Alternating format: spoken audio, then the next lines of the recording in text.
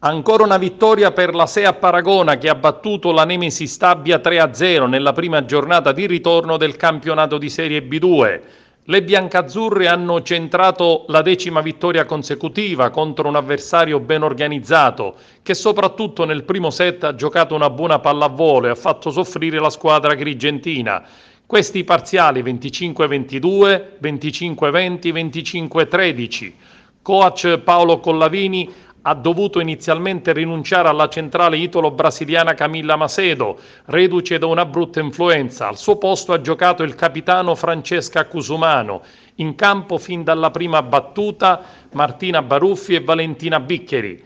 La migliore in campo è stata ancora una volta la schiacciatrice Ilenia Cammisa, determinata e decisiva nei momenti più importanti dei primi due set.